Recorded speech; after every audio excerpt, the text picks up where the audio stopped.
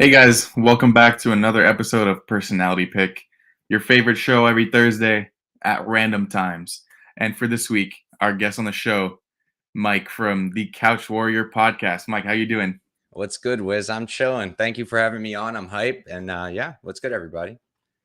Yeah, we're coming off of a good week last week, and we did the podcast yesterday, I believe it was, on No, Mike's channel for Couch. Wait, was it yesterday or the day before yesterday? Day before Tuesday, yesterday. Tuesday. I got my days mixed up. This week's been going by so fast. I feel you. We did the pod on his channel, so if you guys haven't checked out that, please do. It's a full in-depth breakdown on UFC Vegas 66. I also released the 1 minute breakdowns today, so if you haven't seen that and you want something quick to listen to, you know where to find it.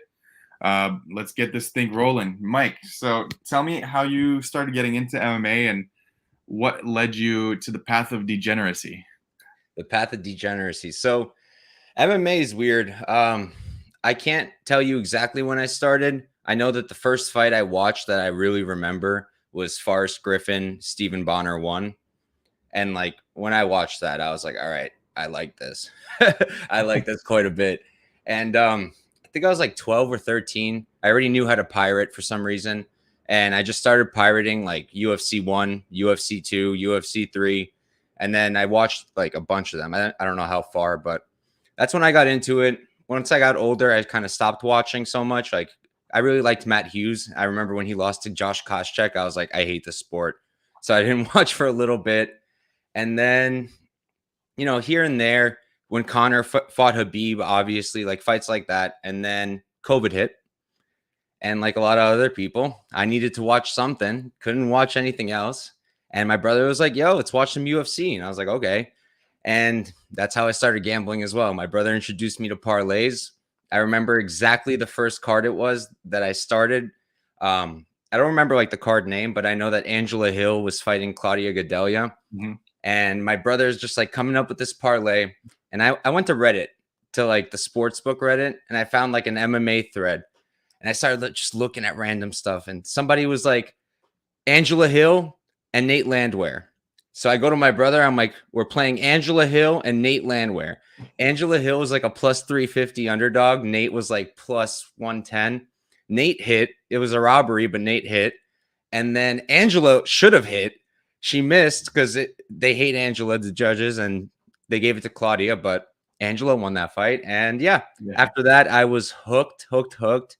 And here we are. What a story. It's a Dude, that crazy must have story. been like the worst beat on that Angela Hill bet, especially at plus 330, and you have a parlay with both of those. So that those odds were probably close to like plus 6 or plus 700. Well, that wasn't the only part of the parlay. We did a whole card, and like we hit Oh, okay. everything except Angela, but it was like $1 to win 100, something ridiculous like that. Oh And my you would god. think I'd be turned off after that, that robbery. I'm sick. I'm sick. I was like, all right, I want more of this. So you just rebought more. Hell yeah. That's awesome. So then tell me how it led to you starting like a Twitter page about like the MMA Twitter. Right. So I already had like a personal account. And once I got into this, like I said, I started by looking on like Reddit for picks and stuff. But Reddit is crazy. If I don't know if you've ever been on there, it's like a Mhm. crazy place, even crazier than Twitter. Yeah. So I headed over onto Twitter and I started following guys like Clint because that was the first show I found on YouTube. Because I looked it up on YouTube, like MMA breakdowns. I found Clint and looked him up on Twitter, and then just kind of went from there. And eventually, I was like, all right, like I want to do like a picks Twitter where I'll post my picks, and that's where Couch Warrior came from. It was originally Spliffy's MMA picks. That's my dog Spliff, and then I was like, that's a stupid ass name. So thought about it and came up with Couch Warrior. That's awesome, dude. Everyone has a different story about what led them into like the MMA Twitter space, and it's always so different to where you find people starting it because of just random transitioning from a personal page to MMA Twitter, or just starting it for the whole reason of gambling and stuff like that. I think people should really get their foot into MMA Twitter just because it's never too late to start. I feel like both of us, we started this year, and It's just been Look a at you, journey. bro. It's Look at fun. you. Like a rocket ship. You've been killing it. Dude, I don't even know how, but I'm happy You for don't know the how. Hits support. like 20 NRFI bets in a row and is like, how did I do this? Yeah, it must have been the Nerfies, I must say. So, if you said Stephen Bonner and Forrest Griffin Forrest. was the first fight you've watched. Now, let's move on to the favorite fighter. Do you have a favorite fighter in the UFC, past, current? Uh, Past, it's easily Forrest Griffin. Matt okay. Hughes, number 2, close. Current, it's hard. There's so many dope guys in the UFC right now. I You could mean, be in different weight classes. You can give multiple. yeah, I mean, I'm a sucker for the Dagestanis. Always was. Huge Habib guy, huge Islam guy. Can't help it. Peter Yan, literally one of my favorite fighters of all time, and just really disappointed right now. And then Max Holloway and Rob Whitaker. Those are definitely my two, like up there, up there. I don't bet on their fights anymore because I'm scared they're gonna lose, so I just watch. But those are That's my fair enough. favorites. That's fair enough. What do you think happens with that Peter Yan situation now that they've robbed him and he's really upset that it happened now twice? I hope he doesn't dip. I get it. Like he was talking about leaving the UFC, but like realistically, it's not the UFC who judge the fights. It's the terrible judges. And like finally we're seeing some movement there. Maybe there's gonna be some changes in the judging. I hope he stays. If he stays, probably 2 more fights and then he'll be in a title shot again. But who knows? Maybe he'll lose again and then I just give up. I think a good fight for him next would be against Marab. That's a fight that I've been I wanting. think they're gonna make it. I think they're gonna make it. I sure hope so, and it looks like Marab's been training for something lately. He's like talking about going to 125, and I really don't want him to do that. I feel like Aljo will have more success at 145 than Marab will have at 125. I feel like it's just a bad move because like Marab got chin checked by ancient Marlon Moraes. What's going to happen Well, at 45? Marlon does hit hard, but the 45ers are bigger and stronger. yeah, but he's talking about going to 25, you said, correct? Yes, you're right. Opposite. But like look at Cody Garbrandt. Look at what's his face? Dan Hooker when he went to 45. That's true. I think Marab can do it because when he comes into weigh-ins, he does look like he still has some fat to lose, but he weighs in at Does he? 135. He's fine. He's naturally a smaller guy, so I don't think he would struggle, and he's always had a really good cardio. That's interesting. I'd actually want to see that, like him against I was about to ask Pantoja. who? Pantoja? Ooh, that would be a grappler against grappler or wrestler against grappler. That would be sick. I'll be honest, if Marab can make it down, I think he beats all of them. Even Davison? Yeah. I think Davison chin checks him personally. Maybe. That's a total possibility, especially if that chin really does move by going down. But that wrestling, we don't have that in the flyweight division. There's Oscar Oskarov, but he's not as strong as Marab. Mhm. He's like skinny, skinny. So 100%, 100%. That wrestling would be dangerous at 125. Just thinking of it, because guys like Oscar thrived like, and went through the top 10 just based off of the wrestling, and it wasn't even that much. This yep, guy is a pressure wrestler with the full value of the name. Like he will go after you. I mean, there's a reason his nickname is the Machine. absolute machine. Yo, Yeah. did you see the video when he jumped in the lake? Anytime anyone says Marab, that's what I think of. Like I gotta talk about that. That thing was crazy. The way Yeah. he dives. And then after, when he just grabs his head because his like scalp is coming off of his head, like craziest video I've ever seen. That's so funny. I actually have a story with Marab, kind of. So my girlfriend is Georgian, and her family's Georgian, obviously. Mhm. So I'm pretty tight with her cousin, and for his birthday, I wanted to get him like a cameo from Marab, and I pay for it. I hit Marab up and everything, and then like a day later, the dude just cancels my order, and I was like, I hope Aldo knocks you out. What? Yeah, it was weird, but yeah, that's my Marab story. How much was that cameo? It was like $35, something like Oh, that. what? Yeah, I'm nothing gonna do it crazy. right now. Literally, could have taken him like 10 seconds, get $35. I don't know. He'll cancel on me too. You're like, who is this guy Whizbets? So Mike, what led you to take betting more seriously in the MMA standpoint? Because I know mainly, I don't think you bet on other sports. Correct me if I'm wrong. What led you like to get it more serious, more like up the unit size, and was it the Twitter page? Was it just finding different a specific edge that you feel like you have over the market? What was it? I mean, I did great my first year, beginner's luck, because I was betting like a psychopath. Like it was, I would literally just like do parlays and just like mix them up, kind of do my own round robins, but like a madman. It was a mess, and somehow I succeeded. So got confident, wanted to really get into it. Was like, I love MMA, and I really want to do this. I don't know what I want to do with it yet at the time, and so I was on Twitter. And then I don't remember how I found betmma.tips, but that's kind of what started it, because I started a page there and I was like, all right, like let's see what's up. Let's see if I'm good. Start tracking and let's see where it goes from there. And I kind of started doing that. And then the idea of a podcast started coming into my head. And at first I was honestly too wuss to do it. I was like, sometime let's wait some time, do well on BetMMA, grow the Twitter, and then we'll start the YouTube. And then like that kept happening. And then I was just like, F it. And just went for the YouTube page, started that. And yeah, been tracking for like, I think like a year and 2 months, something like that. And I like to think I'm getting better slowly but surely. Let them know your stats if you have them off the top of your head. I'll pull them up.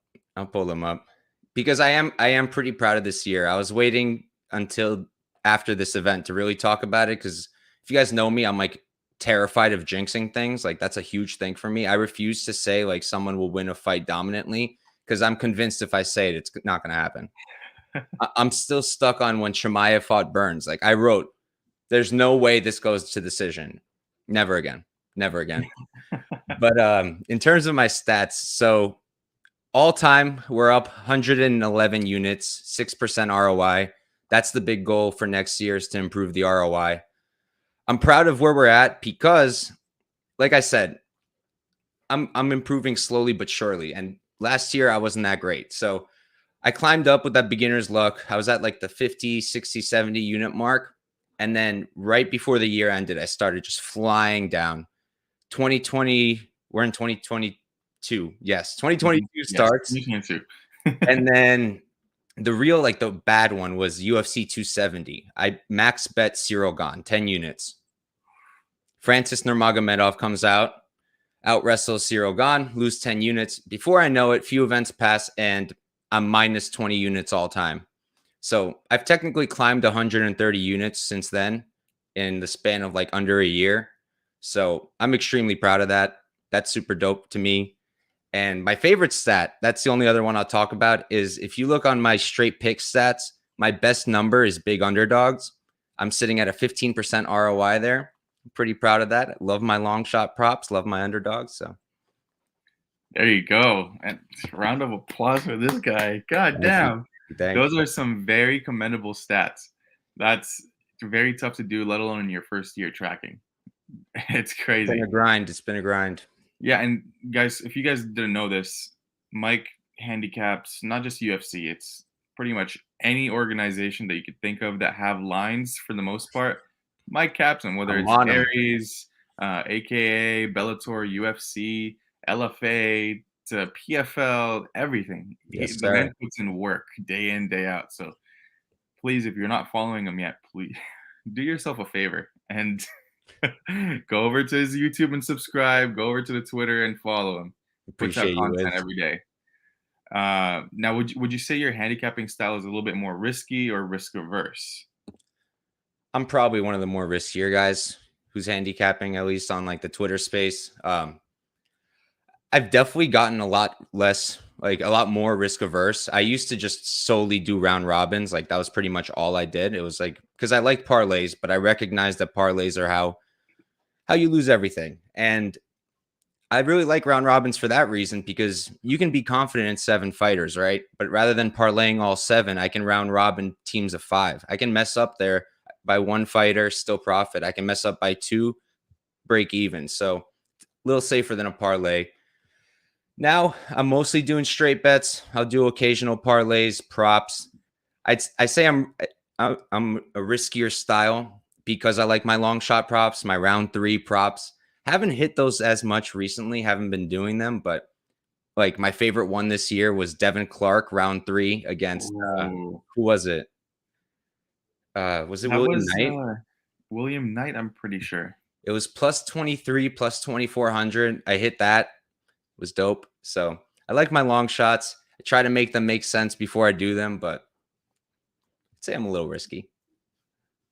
Yeah, see, for me, I don't really like taking props all that often. It's usually just the money line or the totals for me, I don't like like the totals. fight time. I don't know what it is. I can't get myself to really hone in on like, okay, round 3 KO because I don't know what it was last weekend, but I was like, okay, this guy's winning by knockout. This guy's winning by sub. Duplessis sub hits. And I'm like, wait, maybe I should do this. I think it's more. I would rather pay the extra like 20 cents of juice, take the money line sometimes if the line is that close. But yeah, you could say I'm a pussy sometimes. Yeah. Nah, I feel that, man. That's why I've been hitting a lot more money lines also. Like if you look a few months back, I was on way more props than I am now. Definitely been dialing it back. It's totals that I hate the most. I'm not great at totals. I'm still figuring that part out. I feel like almost every time I play a total, I'm wrong. Yeah, the totals are a little tricky because especially if you like a certain fighter in the matchup, would you rather go with the fighter or the total? Obviously, it's going to be the fighter I take the fighter, yeah. all day, all day. But if they're both equally dangerous, then that's a different story. That's where I'll start looking towards a total. Or if they're not dangerous at all, then the over makes sense. Yeah. Usually, those kind of overs are already juiced, so I already stay away from them. And this is the one sport where I don't bet overs all that often. Only unders? Only unders. I'm the opposite. If I'm gonna do a total, I really rather do an over. And don't you sweat? Don't you sweat it? It's the Every same punch thing is with like, an no, no, under. no, no, no, no, no. I feel like I don't know. I feel like when I play an under, I'm just like waiting for that knockout, waiting for that knockout, waiting for that knockout. Then we're in the third round. There's no knockout, and I'm just like, I hate this. Like Yeah. the over, like you just wait, you wait, you wait, and then it hits, and they're like, okay, that's done. No, my favorite one was the actually no, that wasn't a total. I had the money line. We had the same one, the Irene Aldana money line.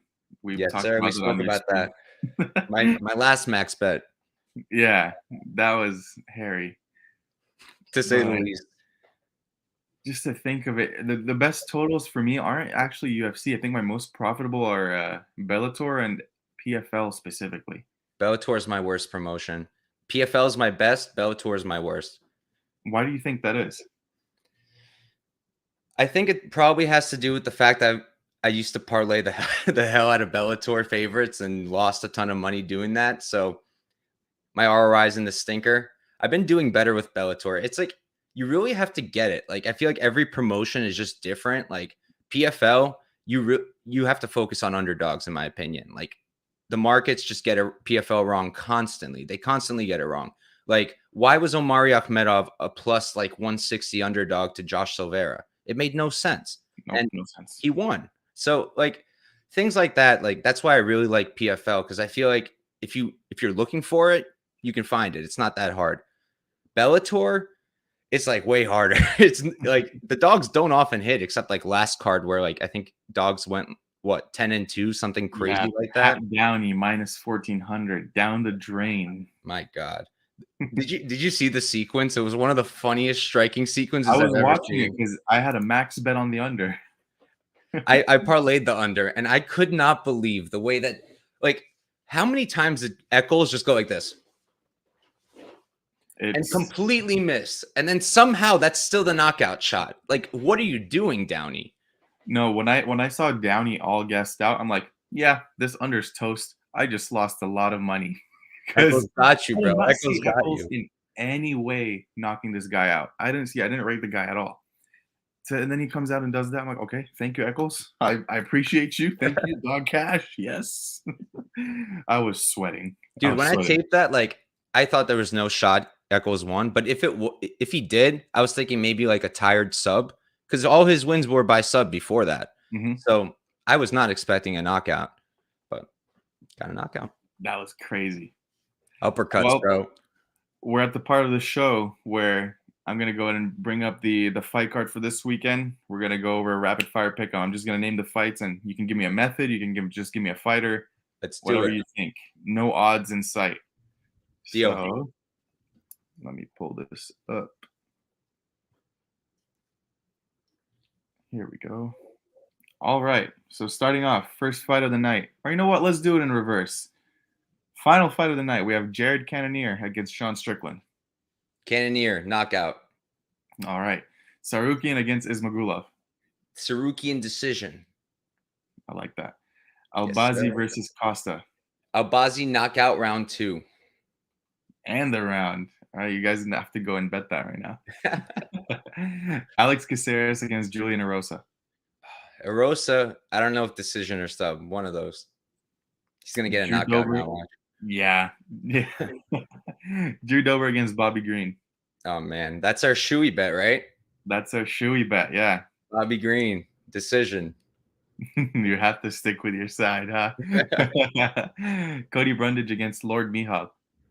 You know, the more I watch it, the more I think Mikhal's actually gonna KO him now. I do. Fair enough. Cheyenne Vlismus against Corey McKenna.